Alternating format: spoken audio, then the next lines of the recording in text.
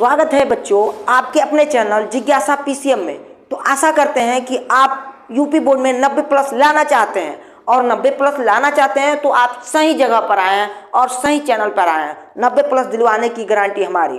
तो आज हम बात करेंगे प्रश्नावली 3.3 के 5 महत्वपूर्ण क्वेश्चन और तीसरे अभ्यास का बात करेंगे। जो भी ये समीकरण बनाने वाला जो एक क्वेश्चन है आप देख रहे होंगे स्क्रीन पे कि जो क्वेश्चन है उसको हम क्या करेंगे, हल करने के लिए बताएंगे कि वो क्वेश्चन कैसे हल किया जाता है, कैसे समीकरण बनाए जाते हैं। क्योंकि समीकरण बना लेंगे तो प्रतिस्थापन विलोपन किसी न किसी विधि से आप इसको हल कर लेंगे। आसान तरीका बताएंगे। उससे पहले कुछ लाइनों के साथ शुरुआत करते हैं कि बिना संघर्ष किए कोई महान नहीं होता।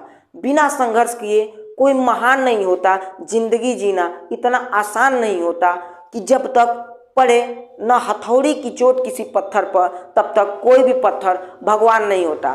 तो आपको उस हथौड़ी की चोट को सहना पड़ेगा और अपने रजाइयों में से निकलकर जाड़ों के दिनों में आपको इस YouTube के चैनल के माध्यम से आपको ये सब क्वेश्चन पढ़ना पड़ेगा।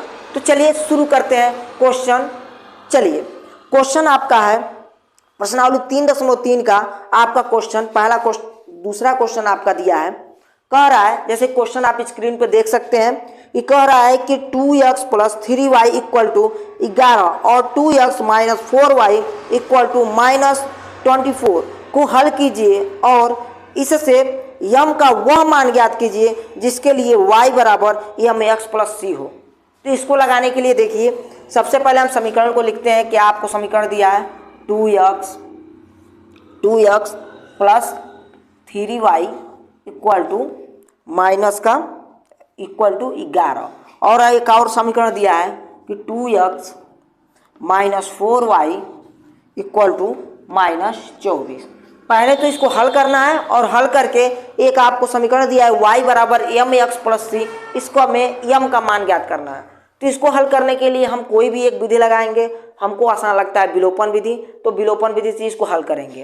तो लिखेंगे, इसको ले लेंगे समीकरण फर्स्ट, इसको मान लेंगे समीकरण सेकेंड। तो हम क्या करेंगे, विलोपन विधि से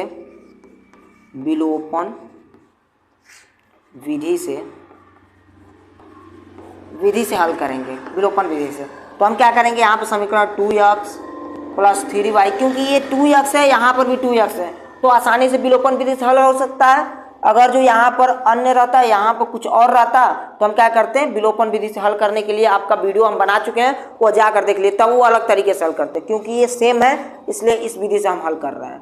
3y = 11 और यहाँ पर हो जाएगा 2x - 4y = -24। अब इसको क्या कर रहे हैं, समीकरण 1 है और समीकरण 2, यहाँ पर लिखेंगे समीकरण 1 - 2 से, यानी समीकरण 1 में से हम 2 को घटा कर लिख रहे हैं। तो घटाएंगे तो यहाँ पर माइनस, ये माइनस का था तो यहाँ पर प्लस हो जाएगा, माइनस का था तो प्लस हो जाएगा, एक कैंसिल हो गया। अब यहाँ पर एक प्लस का 4y, यहाँ पर 3y, तो 4 3 7y हो जाएगा इक्वल टू ये 24 और 11 कितना होता है, 4 1 5 2 1 3 35 हो जाएगा। तो y बराबर हो जाएगा, 7 इधर गुणे में है तो इधर भाग में चला जाएगा, तो 35/7 हो जाएगा। तो कितना वैल्यू कटेगा, 7 5 35, यानी कि y बराबर कितना आ गया, 5। तो y बराबर 5 आ गया। अब हम x का मान निकालेंगे।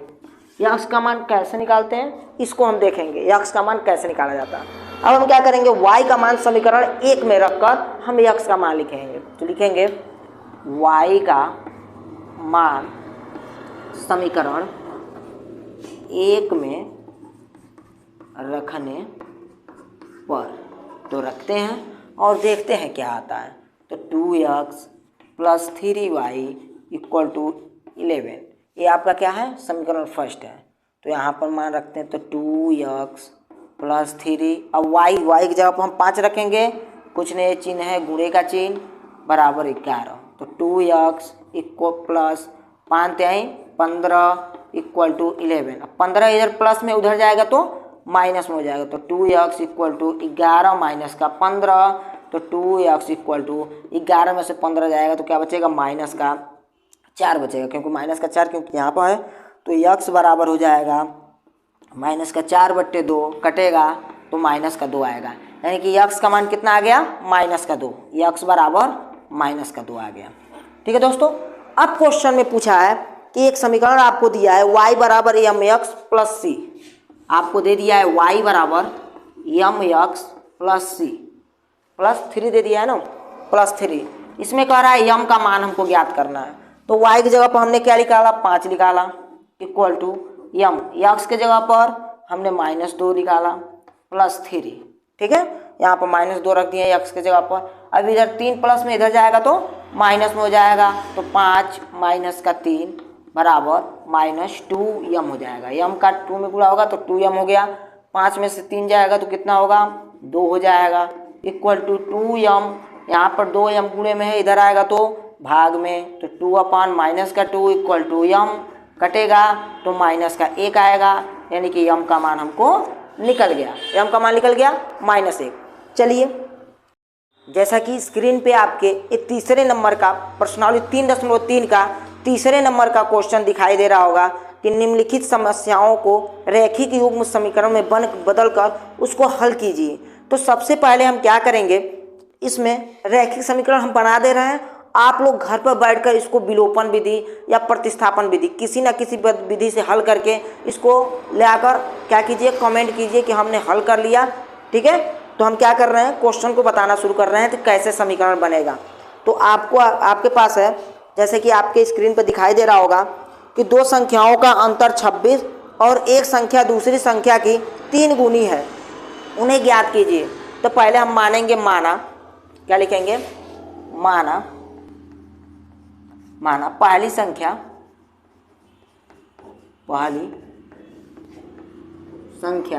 या बड़ी संख्या या छोटी संख्या, ठीक है ना, पहली संख्या बराबर x, दूसरी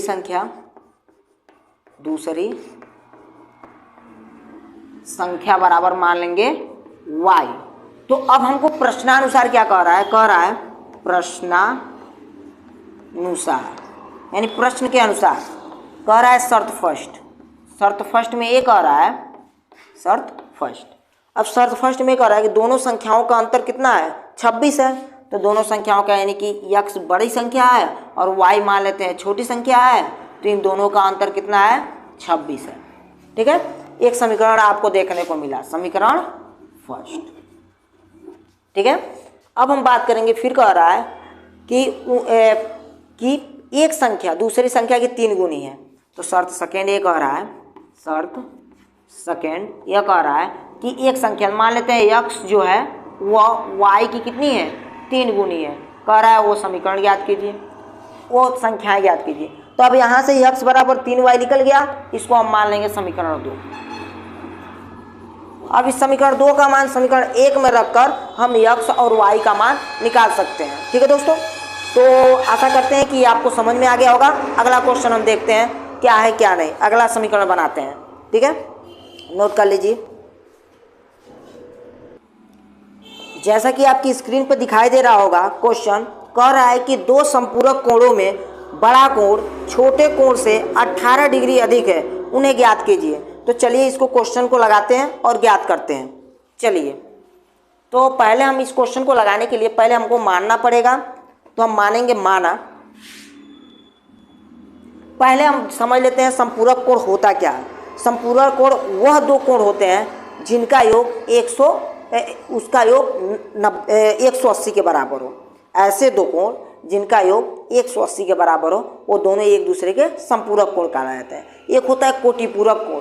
कोटिपूरक कोण वो होते हैं कि जिनमें दोनों जो कोण होते हैं उनका योग करें तो उन दोनों कोणों का योग 90 अंश आए, तो वो कोटिपूरक होते हैं। लेकिन हमको पूछा है संपूरक कोण, तो संपूरक कोण ऐसे दो कोण जिनका योग कितना हो, 180 हो। तो चलिए लगाते हैं, लिखेंगे माना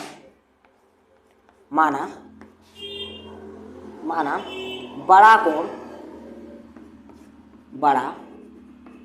कोण बराबर x डिग्री और छोटा कोण बराबर y डिग्री। तब प्रश्नानुसार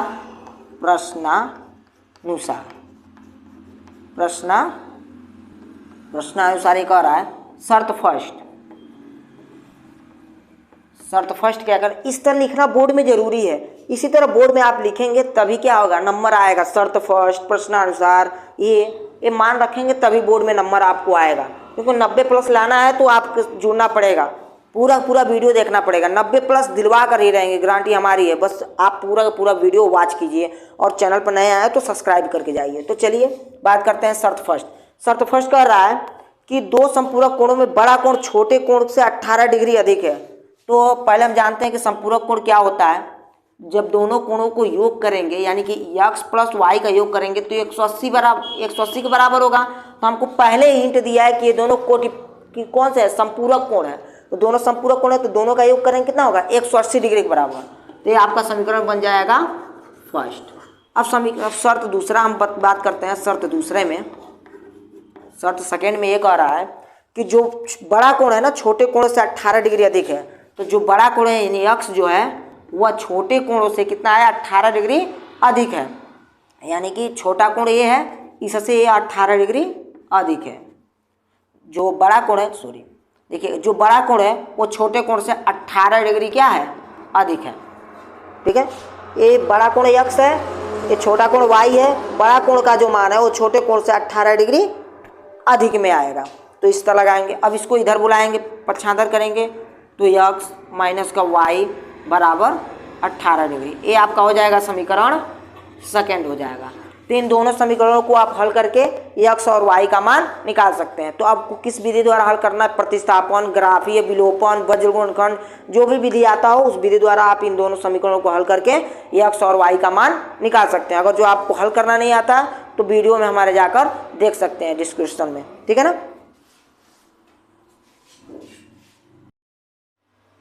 चलिए अब देखते हैं तीसरा क्वेश्चन जो है। तीसरा क्वेश्चन आपको कह रहा है, जैसे आपकी स्क्रीन पर दिखाई दे रहा होगा कि एक क्रिकेट टीम के कोच ने 7 बल्ले तथा 6 गेंद रुपए 3,800 में खरीदे तथा बाद में उसने 3 बल्ले और 5 गेंद 1,750 रुपये में खरीदे। प्रत्येक बल्ले और प्रत्येक गेंद का मूल्य ज्ञात कीजिए। तो सबसे पहले हम मान लेंगे कि माना गेंद का मूल्य, गेंद का मूल्य बराबर x रुपये था। अब बल्ले का मूल्य, बल्ले का मूल्य बराबर y रुपये। जो हमसे पूछता है कि ये ज्ञात कीजिए उसको हम मान लेते हैं x है या y है। तो अब प्रश्नानुसार क्या कह रहा है, प्रश्नानुसार शर्त फर्स्ट में क्या कह रहा है, शर्त फर्स्ट में ये कह रहा है कि एक क्रिकेट टीम ने 7 बल्ले और 6 गेंद, 7 बल्ले थे और 6 गेंद, दोनों को मिलाकर कितना हुआ, 3,800 में खरीदा। यानी 7 बल्ले, बल्ले का 7 बल्ले और गेंद कितने थे, 7 बल्ले और 6 गेंद। तो 6y बराबर कितना मिला, 3,800 में पूरा जाकर मिला। इसको हम मान लेंगे समीकरण फर्स्ट। 7 बल्ले 6 गेंद तो इतना हो गया। ठीक है, 6x लिखाएगा, सॉरी यहाँ देखिएगा 6x लिखाएगा क्योंकि गेंद का मूल्य x रुपये है, बल्ले का मूल्य y रुपये है। तो 7y प्लस 6x बराबर 3,800 रुपये, या इसको इधर भी लिख सकते हैं, कोई दिक्कत नहीं है। अब यहाँ पर फिर कह रहा है शर्त दूसरा। शर्त फर्स्ट में एक समीकरण बन गया। अब शर्त सेकेंड की बात करेंगे। शर्त सेकेंड में यह कह रहा है कि फिर किसी दिन वो खरीदने गए तो 3 बल्ले यानी कि बल्ले का मूल्य 3 बल्ले प्लस 5 गेंद, दोनों का मूल्य कितना है, 1,750 रुपये है। तो इसको भी समीकरण क्या मान लेंगे, 2 मान लेंगे। अब समीकरण 1 और 2 को हम क्या करेंगे, किसी भी विधि द्वारा, ग्राफीय, विलोपन, विस्थापन, किसी भी विधि द्वारा हम ज्ञात करके x और y का मान निकाल लेंगे। तो समीकरण बनाना तो आपको आ ही रहा है, कैसे समीकरण बनाया जाता है। ठीक है, तो चलिए नोट कर लीजिए।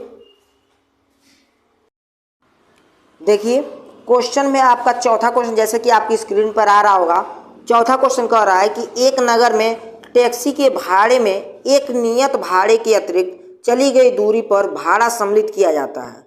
10 किलोमीटर दूरी के लिए भाड़ा 105 तथा 15 किलोमीटर के लिए 155 है। नियत भाड़ा तथा प्रति किलोमीटर भाड़ा क्या होगा?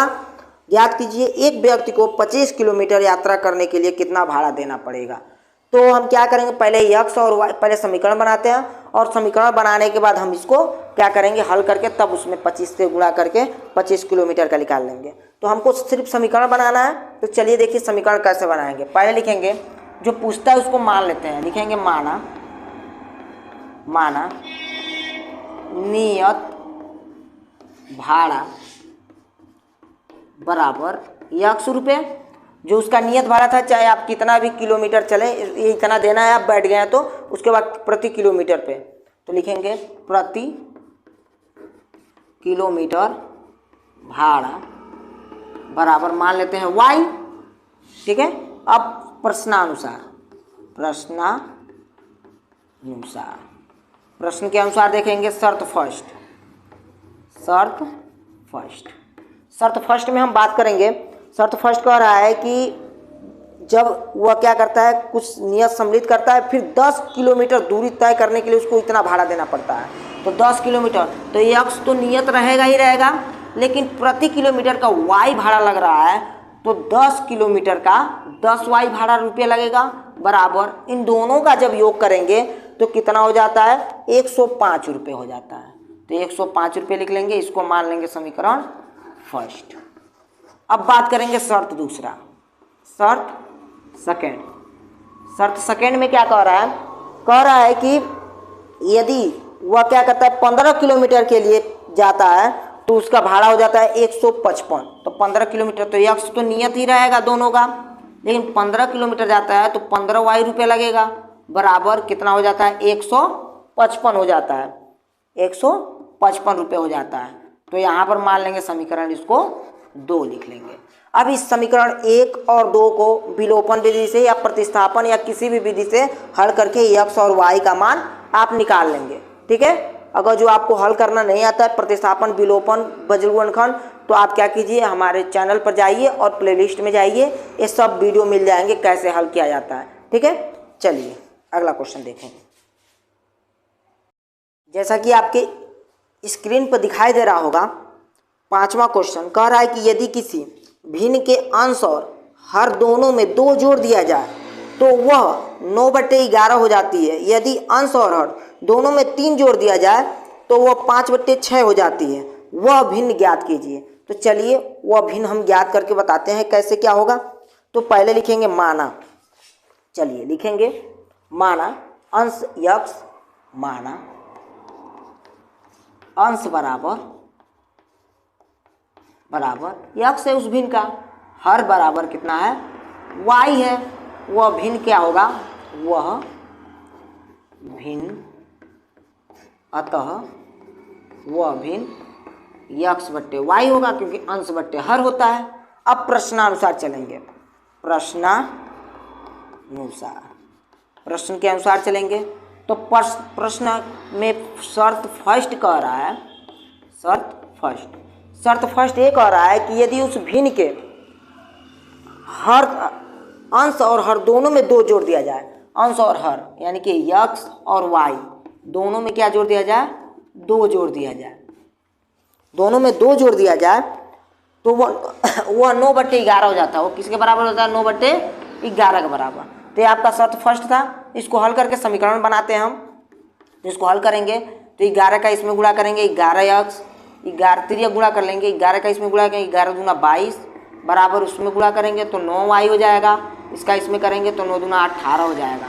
बराबर के इधर सबको बुलाते हैं, ये हो जाएगा 11x माइनस का 9y, 9y प्लस में इधर आएगा तो माइनस में, प्लस 22 ये प्लस में है, इधर आएगा तो माइनस में 18 बराबर इधर कुछ नहीं बचा, 0 हो गया। अब इसको और हल करेंगे तो 11x माइनस 9y, अब 18 में से 22 जाएगा तो कितना बचेगा, 4 बचेगा बराबर 0। ठीक है। ये आपका हो गया समीकरण फर्स्ट। ठीक है। अब हम बात करेंगे शर्त दूसरा, शर्त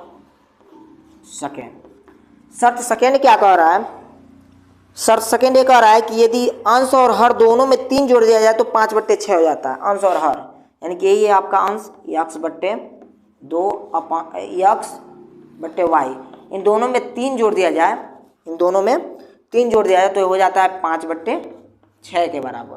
ठीक है दोस्तों, यहाँ 5/, अब क्या करेंगे, इसका इसमें गुणा करेंगे, तिर्यक गुणा कर लेंगे, तो 6x प्लस 36 18 बराबर ये हो जाएगा 5y प्लस का 5×15 हो जाएगा। और हल करेंगे तो यहाँ पर हो जाएगा, इस बराबर के इधर इसको बुलाएंगे तो 6x प्लस का ये हो जाएगा आपका माइनस का 5y इधर आया, प्लस का 18, 15 को इधर भेजें तो माइनस का 15 बराबर 0। ठीक है, अब क्या करेंगे, इसको घटा कर यहाँ पर लिख लेते हैं, समीकरण बना लेते हैं। तो ये हो जाएगा 6x माइनस 5y। ठीक है, अब 15 में से 18 जाएगा तो 3 बचेगा, प्लस का 3 बराबर 0 हो जाएगा। ये आपका बन गया समीकरण 2 बन गया। तो आपको दोनों समीकरण दिखाई दिया, समीकरण 1 और समीकरण 2। इन समीकरण 1 और समीकरण 2 को क्या करेंगे, हल करके हम x और y का मान ले आकर हम बता देंगे कि वो भिन्न क्या होगा। तो इसको हल कर लीजिएगा विलोपन या प्रतिस्थापन विधि से। चलते हैं अगले क्वेश्चन की तरफ।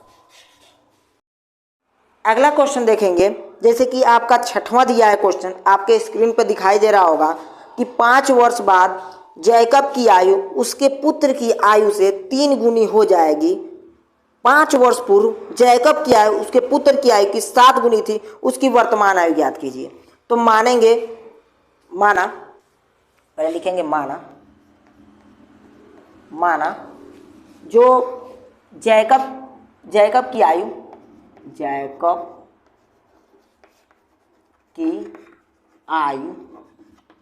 वर्तमान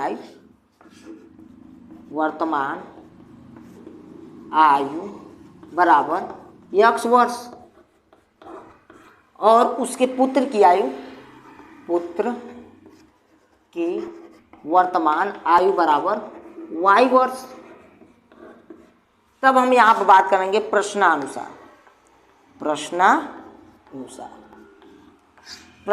कह रहा है, शर्त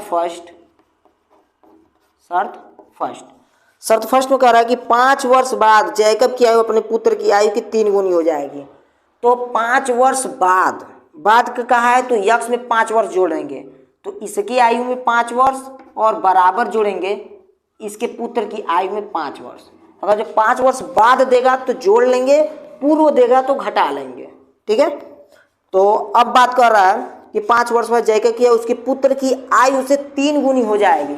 इसका पुत्र का आयु के 3 गुने के बराबर हो जाएगी। ये जैकब की आयु 5 वर्ष बाद, ये उसके पुत्र की आयु 5 वर्ष बाद, उसकी जो आयु है उसके पुत्र की आयु की 3 गुनी के बराबर हो जाएगी। अब इसको क्या करते हैं, समीकरण बनाते हैं। ये हो जाएगा x प्लस 5 बराबर ये हो जाएगा 3y प्लस 5×15 हो जाएगा। इसको बराबर के इधर लेकर आएंगे तो हो जाएगा x प्लस का 3y इधर आएगा तो माइनस का 3y हो जाएगा। अब प्लस का 5 इसको इधर लेकर आएंगे तो माइनस का 15 बराबर 0। ये हो जाएगा x माइनस का 3y, ये घट जाएगा तो कितना होगा, 15 में से दे जाएगा माइनस का 10 हो जाएगा बराबर 0।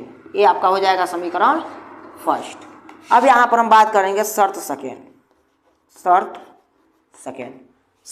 ये कह रहा है कि 5 वर्ष पूर्व जैकब की आयु उसके पुत्र की आयु की 7 गुनी थी। 7 वर्ष पूर्व यानी कि यक्ष में इसमें 7 वर्ष घटा लेंगे और बराबर करके y में भी क्या कर लेंगे, 7 वर्ष घटा लेंगे, क्योंकि 7 वर्ष पूर्व कहा है। ठीक है, 5 वर्ष पूर्व कहा है, 5 वर्ष पूर्व कहा है, 7 वर्ष पूर्व नहीं किया है, 5 वर्ष पूर्व कहा है। ठीक है, 5 वर्ष पूर्व वो अपने पुत्र की आयु की 7 गुनी थी, अपने पुत्र की आयु की 7 गुनी थी।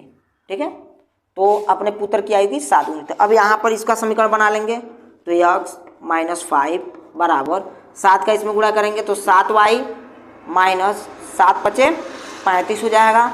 बराबर के इधर इसको लेकर आते हैं तो x माइनस का 7y, फिर माइनस 35 है तो इधर आएगा तो प्लस का 35, इधर हो जाएगा माइनस का 5 बराबर 0। अब यहाँ पर समीकरण निकल कर आएगा, क्या आएगा, x माइनस का 7y, अब 35 में से 5 जाएगा तो बच जाएगा 30 बराबर 0। 35 में से 5 30 हो जाएगा, ये आपका समीकरण क्या हो गया, समीकरण 2। ये आपका समीकरण 1 हो गया और ये आपका समीकरण 2 हो गया। अब समीकरण 1 और 2 से आप इसका मान निकाल सकते हैं आसानी से। तो आशा करते हैं आपको प्रश्नावली 3.3 में कोई दिक्कत नहीं हुआ होगा। कोई दिक्कत हुआ कमेंट कीजिए और बताइए कि कौन सा पार्ट आपको वीडियो का अच्छा लगा। धन्यवाद।